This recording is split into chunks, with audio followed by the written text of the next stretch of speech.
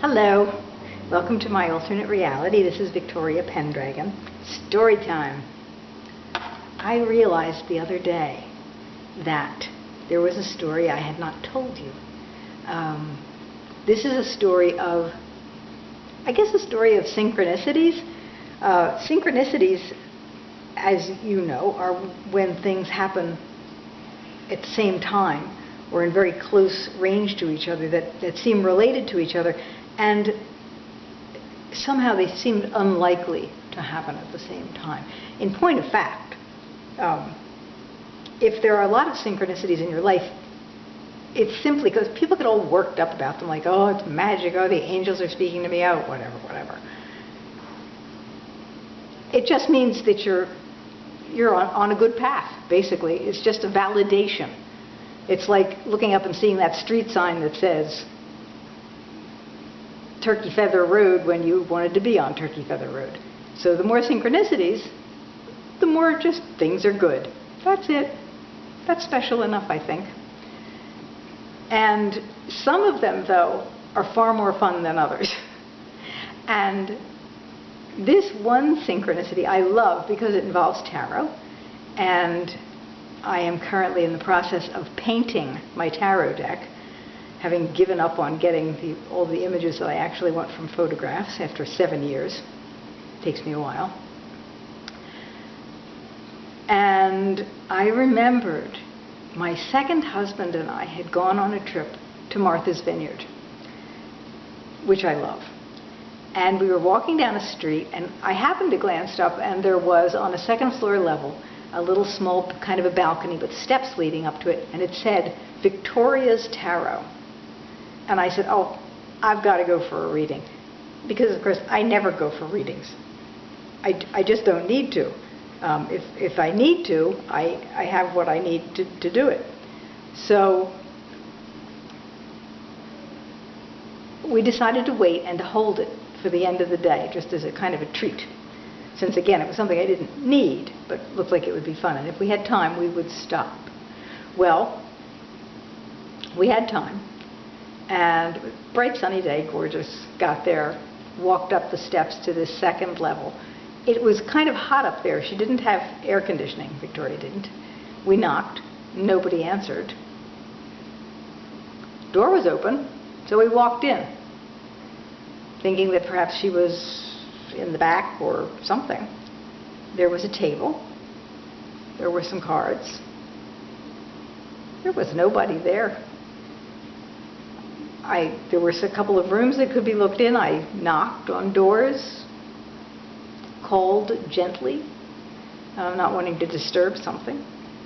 No answer. So here we were in Victoria's Tarot, with Victoria going to get a tarot reading, and nobody there. And I thought to myself, well, this is fun and funny.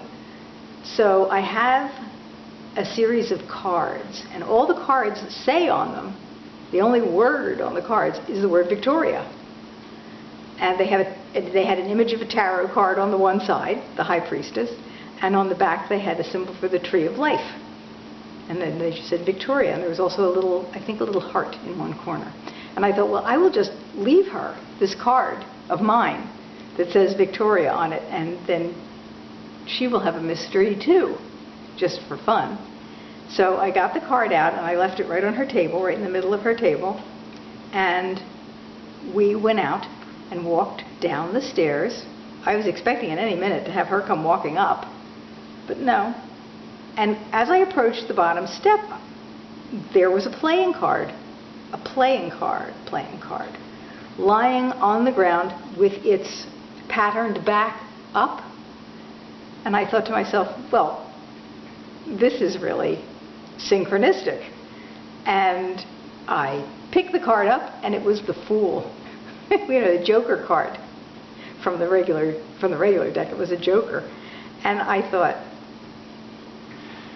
I was just kind of gobsmacked. It was like a cosmic joke that I went for a reading and nobody was there, and I left a card, and now the universe had left me a card, and it was like, joke's on you. And I particularly enjoyed that. I have the card to this day. I put it in my little box of treasures, because it was a particularly synchronistic synchronicity and a lot of fun. So I just wanted to bring you that story from my alternate reality. I'm sure you have wonderful stories of your own. And don't doubt the wonder of them, because they do just prove that everything is exactly as it should be. And sometimes we need to remember that. So in my case, I just think about the Joker.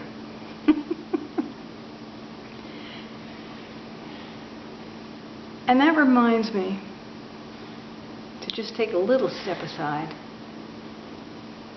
One day when things were tough, sometime later, and my husband had been laid off and was out of work.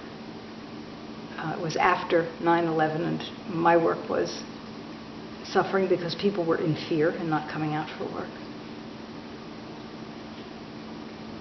And I threw my hands up to the universe, as I sometimes do, and I asked it if I wasn't ready now to be troubled by more ordinary things, by more commonplace things, by a faucet being broken, not by my entire livelihood being put at risk. And I got a feeling when I did that. And it seemed to imply that yes, all I'd needed to do was ask. So to this day, when crazy things happen, when annoying things happen, like Social Security says they've overpaid me, the temper rises, and then I remember two things. I remember the Joker telling me that really everything's okay. And I remember the day that I stood in front of the window and asked to just have ordinary things I could handle. And I realized that this, in fact, is an ordinary thing that I can handle. It's not a big deal.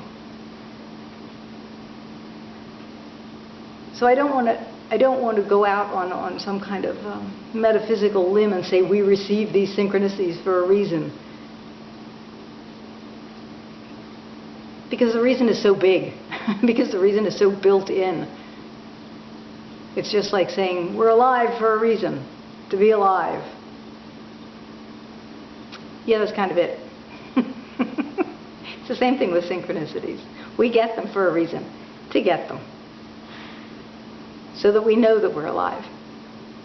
And that everything is exactly, always, as it should be. We just need to know how to respond to that.